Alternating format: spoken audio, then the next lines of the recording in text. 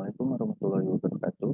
Perkenalkan, nama saya Del Bagus Saputra dengan NIM 01111382025178. Perkenalkan, nama saya Kevin Pranata dengan NIM 01111382025179.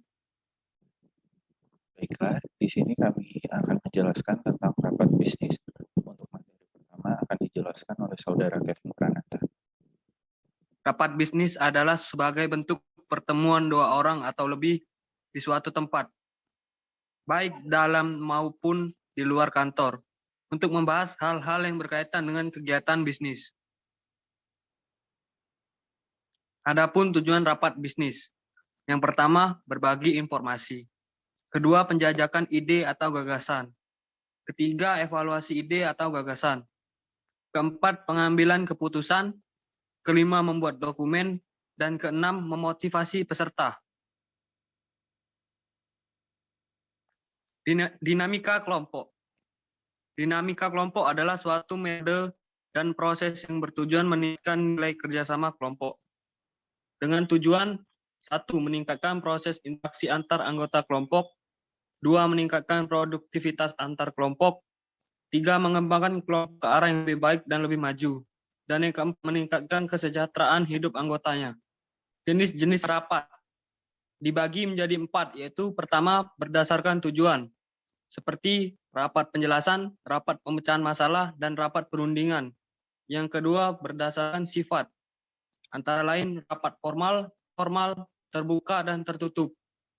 Yang ketiga, berdasarkan jangka waktu. Contohnya rapat mingguan, rapat bulanan, dan rapat semester. Dan yang terakhir, berdasarkan nama. Yang pertama, rapat kerja, rapat dinas, dan musyawarah kerja. Baiklah, saya akan melanjutkan. Selanjutnya ialah tips penyelenggara rapat. Yang pertama, membuat agenda rapat. Hal ini bertujuan agar para peserta rapat dapat menyiapkan materi. Selain itu, agar tidak terjadi penyelewengan dari apa yang sudah diagendakan. Lalu, yang kedua adalah menentukan jumlah undangan rapat. Hal ini bertujuan agar rapat lebih kondusif dan fokus sesuai dengan jumlah peserta yang ditentukan. Yang ketiga, pastikan tepat sesuai tujuan rapat dan jenis rapat. Setelah kita menentukan jumlah undangan rapat, maka kita harus menentukan orang-orang yang berkompeten yang diundang dalam rapat tersebut. Hal ini bertujuan agar orang tersebut dapat memberikan solusi dan ide-ide yang dapat berguna untuk menyelesaikan masalah. Dan apabila yang diundang bukanlah orang yang berkompeten, akan mengakibatkan rapat akan berjalan lebih lama dan tidak menyelesaikan masalah. Selanjutnya ialah mencatat hal penting dalam rapat. Yang kelima, mengontrol berjalannya rapat. Yang keenam, tepat waktu. Yang ketujuh, hindari penggunaan gadget selama rapat. Selanjutnya, usahakan rapat singkat. Selanjutnya, jangan lupakan sesi tanya jawab atau Q&A. Dan yang terakhir adalah akhiri dengan membuat action plan. Selanjutnya ialah kepemimpinan rapat. Tipe pemimpin dalam rapat itu dibagi menjadi 6 tipe. Yang pertama, tipe leader.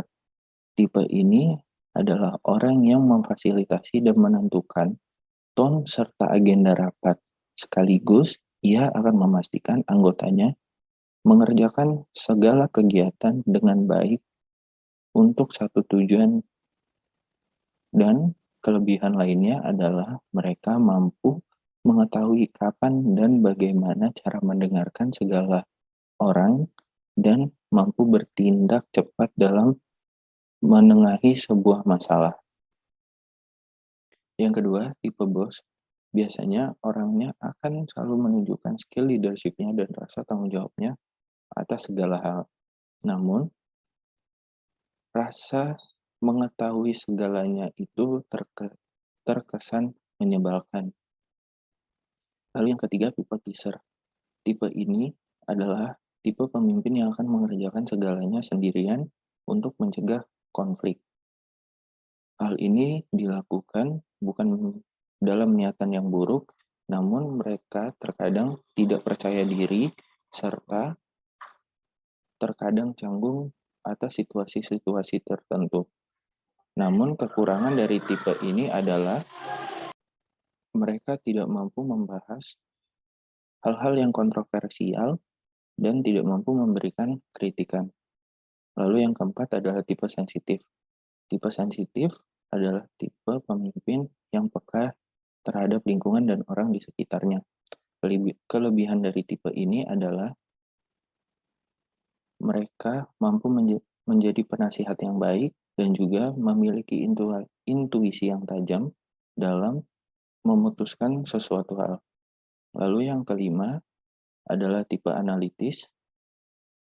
Tipe analitis ini biasanya orangnya sangat teliti dan sangat terorganisir. Mereka akan melakukan hal-hal yang berguna dalam rapat dan biasanya tipe analitis ini akan berguna dalam menentukan kerangka atau hal-hal apa saja yang akan didiskusikan dalam rapat. Lalu yang terakhir adalah tipe negatif. Tipe negatif ini tipe pemimpin yang sangat jarang memberikan solusi atau ide.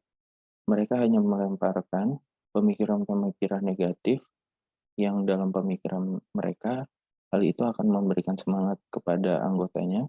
Namun pada kenyataannya hal itu akan menyebabkan turunnya semangat dari anggotanya. Selanjutnya, membuka dan menutup rapat. Tips membuka rapat yaitu sebagai berikut. Kalimat pembuka harus menarik atau memikat. Yang kedua, kalimat pembuka berisi kalimat yang membangkitkan motivasi para pendengar.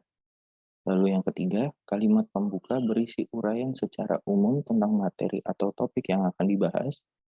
Selanjutnya, berikan penegasan atau penekanan pada tujuan dari pembicaraan. Selanjutnya, gunakan kalimat yang jelas, singkat, tetapi langsung menarik perhatian para pendengar. Yang terakhir, pada awal pembicaraan dapat dipakai beberapa teknik seperti penggunaan data, anekdot, membuat pertanyaan, mengungkapkan sesuatu yang unik dan istimewa, peribahasa, kata bijak, dan kutipan dari kitab suci. Dan untuk tips menutup rapat yaitu sebagai berikut.